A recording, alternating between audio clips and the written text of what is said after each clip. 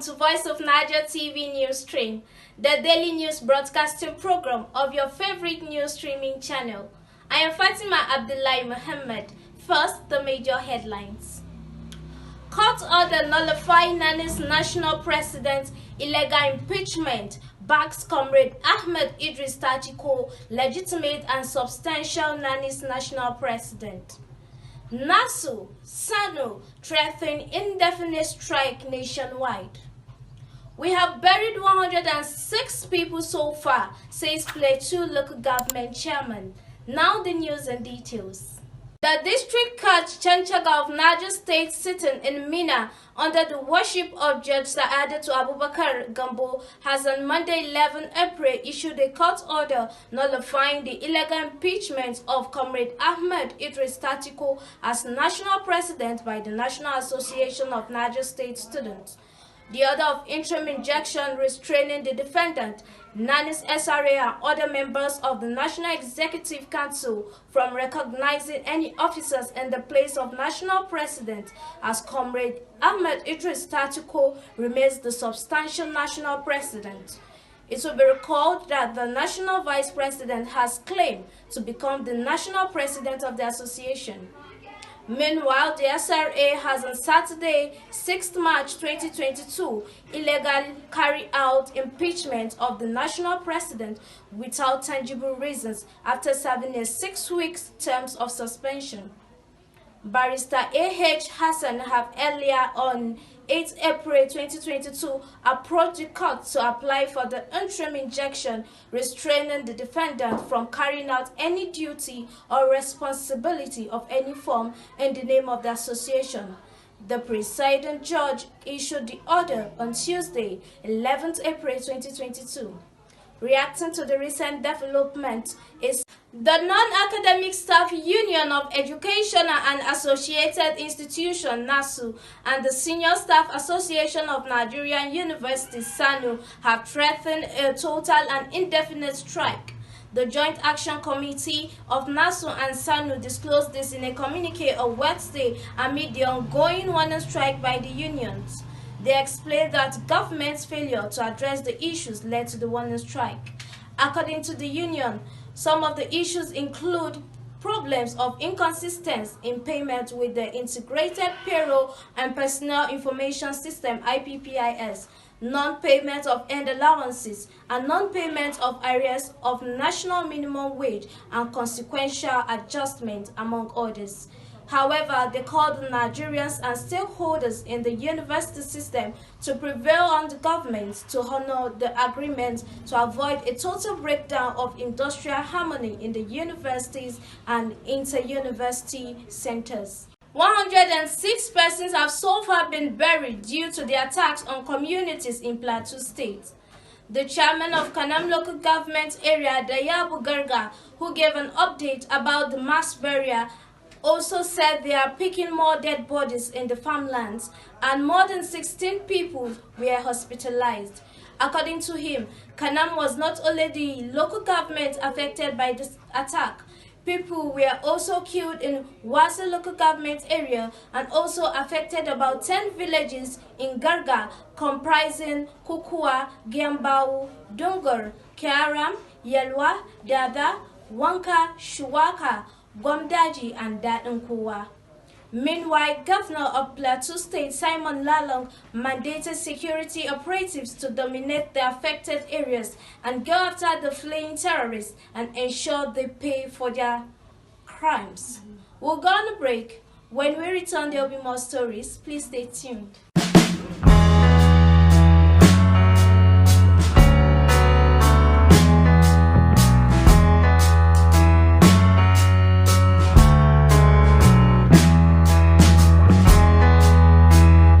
Welcome back from the break. 28 drowned in Sokoto canoe accident as village head buries 5 children. Now to the rest of the news. 28 people have drowned in a canoe accident in Gidam Magana village in the Shagari local government area of Sokoto State. The village head, Mohammed Awal, said the incident happened on Wednesday when the victims were crossing the river in the canoe to a nearby village called Badiawa. According to Awalu, The canoe was carrying 34 people, mostly women and children, when it hit a tree and sunk into water. Meanwhile, rescue operators were only able to rescue 6 persons alive, while 28 dead bodies were recovered, including Awale's 5 children. From the international scene, Elon Musk offered to buy Twitter. Hamida Abdullahi reports.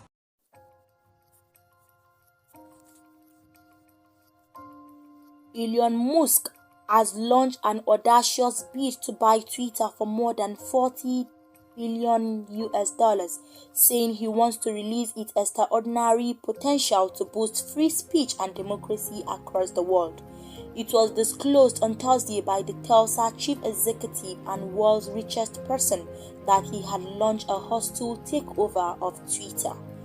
The news came just days after he bought a 9.2% stake in the social media company and was subsequently offered a seat on the board, but then refused to take up the position.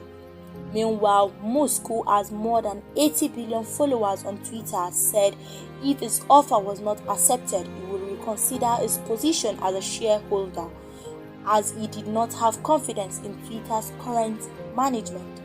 This is not a threat, he added. It is simply not a good investment without the changes that need to be made.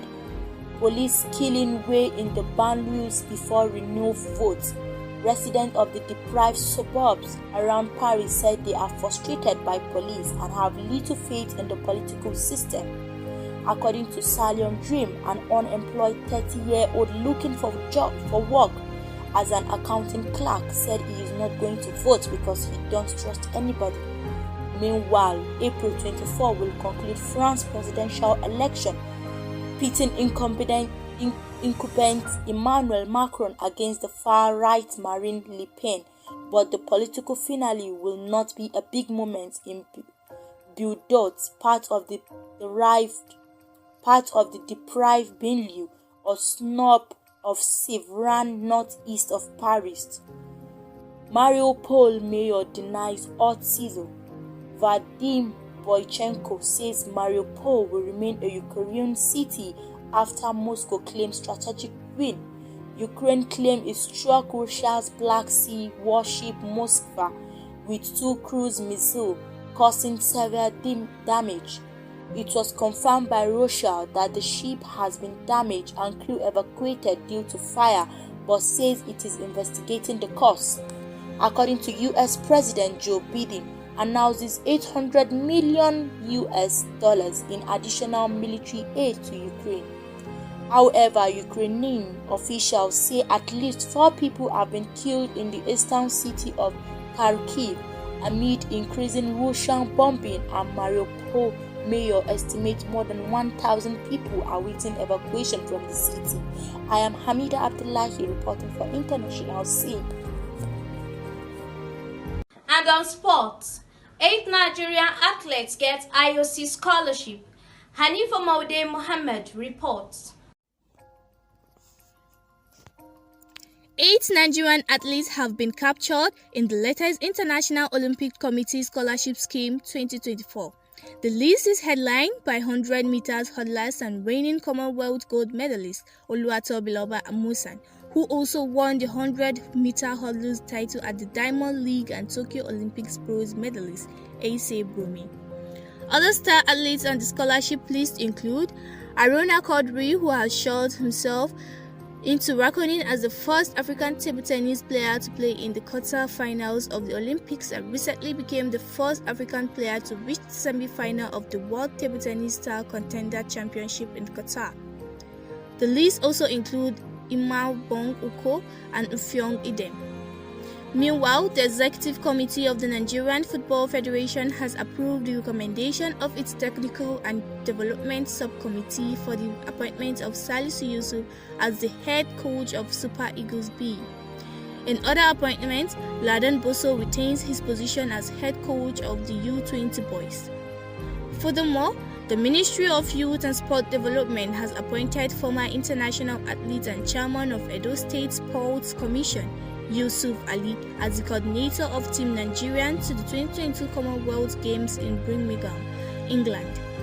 Ali, who was the captain of Team Nigeria to 2 consecutive Olympic Games in 1984 and 1988, is expected to bring his experiences as a former athlete and his expertise as an administrator to bear on Nigerians' participation at the Games. He will, in collaboration with the Sport Ministry, coordinate and ensure the success of Team Nigeria by working as a bridge between the athletes, federations and the ministry, ensuring there is synergy in the team. Hanifa Muhammad reporting for Sports News. To end the news, here are the major headlines. Court order nullify Nani's national president illegal impeachment backs Comrade Ahmed Idris Tatiko, legitimate and substantial Nani's national president. NASU, SANU threatens indefinite strike nationwide. We have buried 106 people so far, says Plateau local government chairman. That's the news stream which came to you from the news desk of Voice of Niger TV. You can follow us via our social media handle, Twitter at Voice of Niger TV 1, Facebook at Voice of Niger TV, Instagram at Voice of Niger TV, YouTube Voice of Niger TV, our official website www.voiceofnigertv.org.ng, or call us via 070-4197-1756 for your comments, partnership, contributions on our news. Don't forget also to place your advert on Voice of Niger TV. On behalf of the production crew, I am Fatima Abdullahi Muhammad. Good night.